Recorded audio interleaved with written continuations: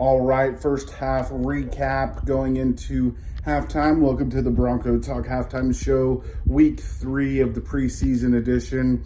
Just a couple things to note. Jarrett Stidham got one series with as the starter. He got one series to play and heavily featured Audric Estime, rightfully so. He looked good. And then so far, also throughout the first half, looks like Tyler Beatty is doing his best to stay on the team past Tuesday. It looks like there's going to be decisions to be made. Obviously, we have the whole second half of this game, as well as the evaluations that have already been done for the 53-man roster. And as Sean Payton said, I think it was last week, sometime last week, that he was in the 40 player range. Him and his staff were in the 40 player range. So cutting down and trying to figure out the 13, and if Tyler Beatty was already on the 53, it was one of those 40, which I doubt. Honestly, he's had a fantastic preseason, but it might be where him and P. Ryan are battling it out for that fifth running back spot, if you include fullback. I mean, it's a lock that Javonte and Jaleel are on the team, and then Estime and Beatty would be the other two to round out the 4, and then of course Sean Payton's scheme calls for our fullback. So everyone in Broncos country, every analyst that watches the Broncos, fully expect that to be Michael Burton. Nate Adkins is like that H-back potentially. He could be ruled a tight end, and he definitely sets the edge. He can block, he can catch. I mean, he showed today he can catch. I think he has 2 receptions, 1 touchdown. I don't know, how prolific his role would be in the game, in the scheme, if he was the fullback and they, relied on him to be in the backfield more. I don't know if his catching abilities would be on display. I think that's more of it's more of his skill set at the tight end position. But either way, I mean, it's probably a conversation that doesn't need to be had, because like we're all expecting, Michael Burton will likely be the fullback for Denver, at least throughout the 2024 season, barring any injury or setback at his position. We also have Zach Wilson, kind of what you expect with Zach Wilson as far as good with the bad. We've had a lot of good and a lot of reports this training camp that Zach Wilson's shown off a lot, and he's proven to be worthy of Denver maybe holding 3 quarterbacks on this roster.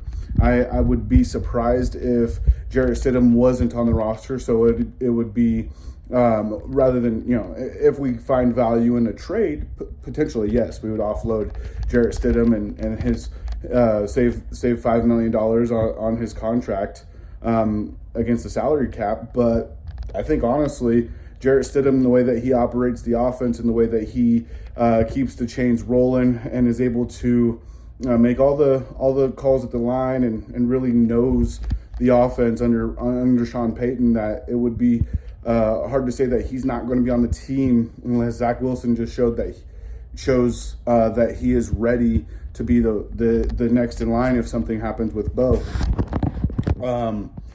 That being said, highly unlikely. So let's see if Zach Wilson goes out the rest of today and continues to impress. Of course, his arm strength and mobility have been on display. He's had a couple of bad decisions when it comes to throwing the ball, but it's where that's where we're in the posture in Broncos country of being Zach Wilson is a reclamation project. He's not necessarily the backup, and he's not to that level yet, but I think he could be. Obviously more to come from that, but really solid offensive showing. And then going into the defense, I don't know that there's been, this is the hardest hitting defensive game for the Broncos in preseason that I can remember in the last 4+ seasons. We're really going out, we're setting the tone. And I hope that's a sign of things to come, because if If Bo Nix is able to keep the chains rolling, he doesn't have to take the league by storm, but just has to let, Coach Boone from Remember the Titans, it's like Novocaine, just give it time and it'll work, If he just runs the Sean Payton scheme, makes the right decision, gets first downs, moves the ball, and scores 17, 20 points a game.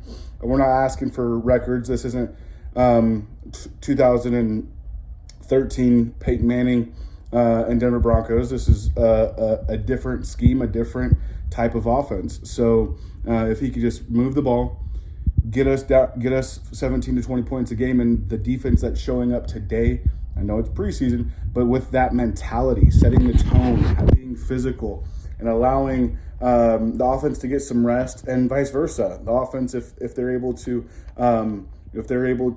stay on the field, get first downs, and score points, that'll allow the defense to continue to set the tone and be physical like they have thus far throughout the third preseason game. I would be pretty impressed if this wasn't the hardest hitting, at least from the Denver defensive side of the ball, hardest hitting preseason game of the entire 2024 preseason. Really, Caden Stearns, I don't know. We'll see. Obviously, after the game and maybe in the second half, I think Caden Stearns hit. I forget who he hit towards the end of the first half, but I'd be surprised if he didn't hurt himself. It looked like he was kind of shaking off a stinger or something. I don't know. I don't want to put that out there. Caden Stearns has had a lot of injury history, and I want to see what his potential can be throughout this season with this defense. Second year in the Vance Joseph scheme. Obviously, there's some moving parts. We lost Justin Simmons and installing new starting safeties and obviously we still have Pat Surtain and Alex Singleton setting the tone. But if we've got a healthy Justin Strnad does not hurt at all. So definitely looking forward to what the second half of this preseason finale has for us, as well as leading into cut day on Tuesday. Cut week. We could see somebody get dropped that was unexpected or solves a depth need or another positional need for us. So I guess you could call it cut week. And then leading into week one against Seattle, in Seattle,